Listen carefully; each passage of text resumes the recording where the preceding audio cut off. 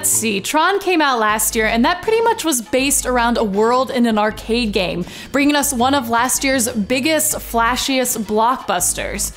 This year, we have already seen Thor and Green Lantern hit the theaters, and while yes, these are comic book movies, they were both saddled with game releases as well, and Captain America will be too. So these are game, comic book movie releases important to all of the above industries: film, gaming, and comic books. As we were given the Supreme Court's decision to not honor California's ban on violent video game sales to minors, it unleashed a heated debate about the future of video games. As the industry continues to evolve, will video games continue to be treated as art forms such as film, visual art, and theater? In these forms of art, violence is often seen as necessary and valuable.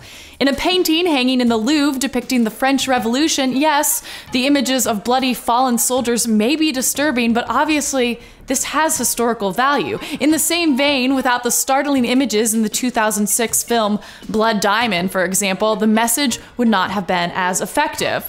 So do the Call of Duty games teach us from our couches about the horror and the theater of war? Well, I mean, that's a discussion for another day, but as video games continue to be lumped with film, I wanted to take a couple minutes and talk about my favorite video game moments in film, and I have 3 big ones here.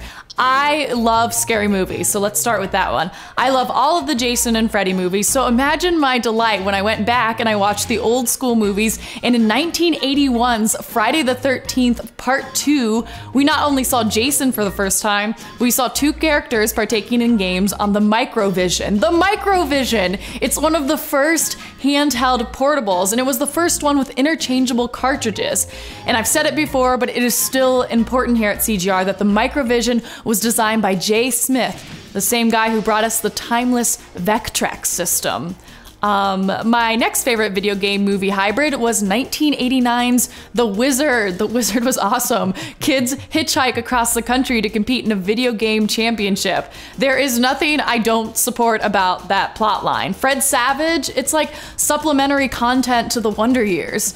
I mean, the movie was pretty much a 90-minute ad for Nintendo, sprinkled with some plot about the main character's unnamed disorder, which was probably autism. But not only do we see the Power Glove in this movie, the Power Glove, but we also get a first glimpse of Super Mario Bros. 3, a game that had not been released in the US at the time of the movie release. The game is featured in a tournament that the main character partakes in to bring him all of his gaming glory. In the game, Super Mario Bros. 3 would go on to be one of the best-selling video games of all time, so thank you, Wizard. But my favorite video game film fusion came to us last year in the film Scott Pilgrim vs. the World.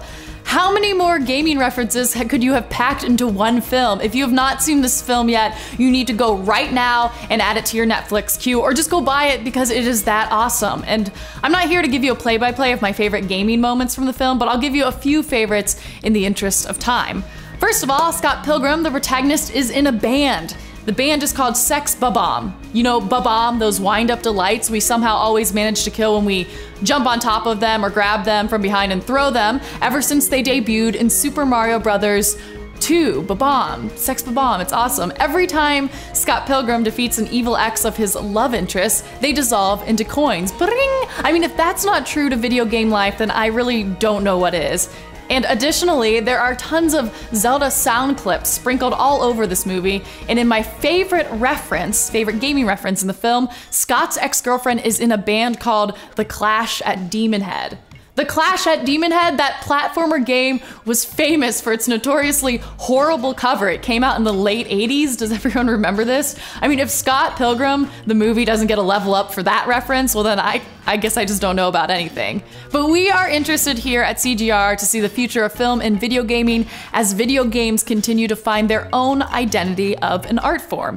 So I gave you my 3 favorite video game film references, but we want to hear from you. What video games have made your favorite cameo in a movie?